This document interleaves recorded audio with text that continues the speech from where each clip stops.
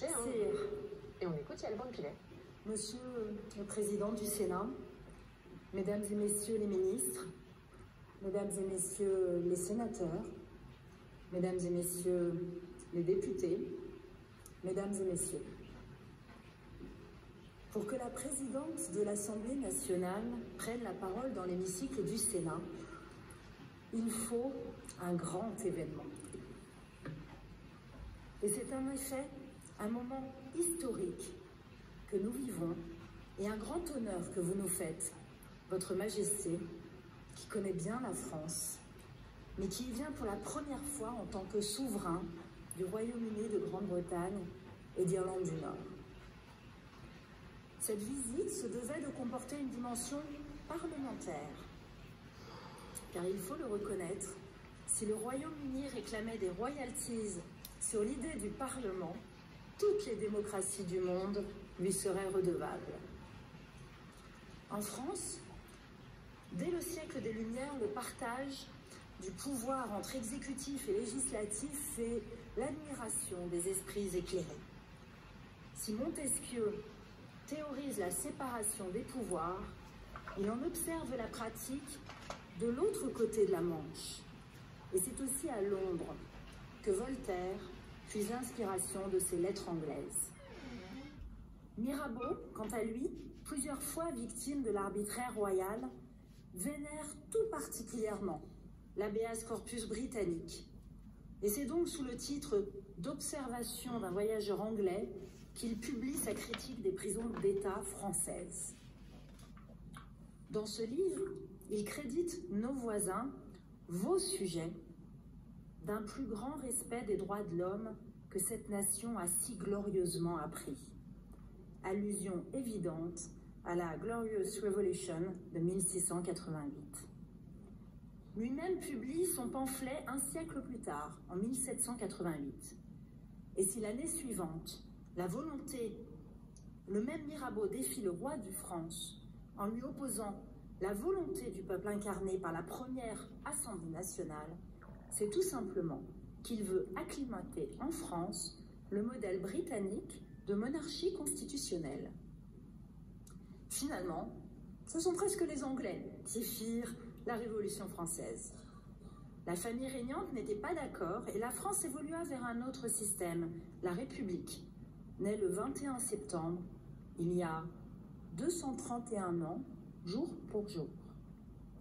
Ainsi ont toujours vécu nos deux peuples, s'observant, s'influençant, longtemps rivaux, mais depuis plus d'un siècle, toujours alliés pour défendre la démocratie et les droits de l'homme.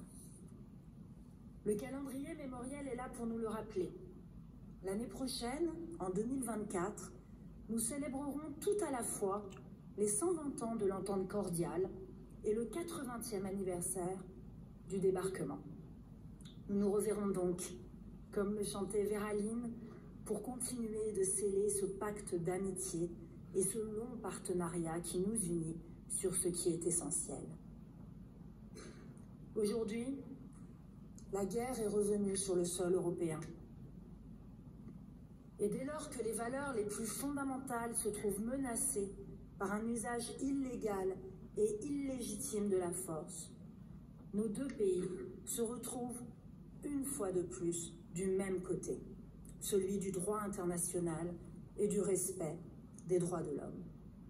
Deux membres permanents du Conseil de sécurité des Nations Unies, deux membres de l'OTAN, deux démocraties d'influence capables de s'entendre.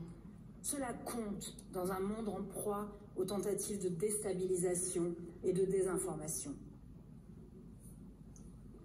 Enfin, en tant que femme, première présidente d'une assemblée parlementaire française, je voudrais saluer la mémoire de ces femmes qui, plutôt qu'en France, ont su faire évoluer les mentalités pour que soient reconnus les mêmes droits aux deux moitiés du genre humain. J'aurais donc une pensée pour ces suffragettes anglaises qui obtinrent gain de cause dès 1918. Et je veux croire que c'est en observant les femmes britanniques, leur engagement, leur civisme dans les épreuves de la guerre et du Blitz, que le général de Gaulle signa l'ordonnance du 21 avril 1944, qui rendit enfin les Françaises électrices et éligibles. À Londres aussi, pendant la guerre, un jeune Français qui avait rejoint la France libre découvrit qu'on pouvait acheter en pharmacie des produits anticonceptionnels permettant aux femmes de contrôler leur natalité. Il s'appelait Lucien Neuwirth, futur député et futur sénateur, qui obtiendra en 1967 la légalisation de la pilule en France. Au moment où, dans le monde, et jusque dans de grandes démocraties, les droits des femmes sont remis en question sur la base d'un discours nataliste agressif, il est bon de rappeler cet épisode qui est beaucoup plus qu'une anecdote. La liberté ne se segmente pas. On est libre ou on ne l'est pas. Et nous voulons l'être dans toutes les dimensions de la vie. Sire, nos deux démocraties continueront d'avancer ainsi vers notre idéal commun de liberté et de respect de la personne humaine. Chacune à son pas, chacune à sa manière, mais toujours main dans la main quand il faut être ferme. Ainsi, je sais qu'ensemble nous avancerons et ferons avancer le monde sur la préservation de l'environnement et de la biodiversité, cause pour lesquelles nous savons votre investissement personnel depuis votre jeunesse.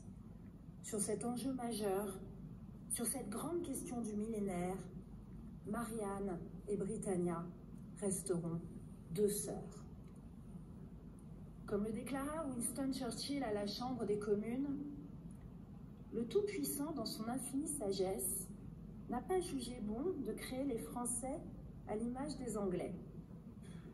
Et il disait aussi, la France et la Grande-Bretagne ont trouvé le chemin de la liberté par des voies bien différentes.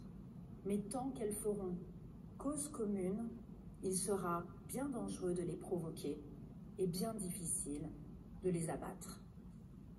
Sire, il est impossible en quelques minutes de résumer des siècles de voisinage et de partenariats multiples. Mais je sais que nous nous comprenons pour continuer à faire ainsi cause commune. Nos deux pays qui se sont mis d'accord pour restaurer et entretenir la tapisserie de Bayeux sauront donner une suite enthousiasmante à cette première bande dessinée de l'histoire. C'est tout le sens de votre visite. Et c'est pourquoi je suis fière et heureuse de vous dire, au nom de la représentation nationale, bienvenue en France.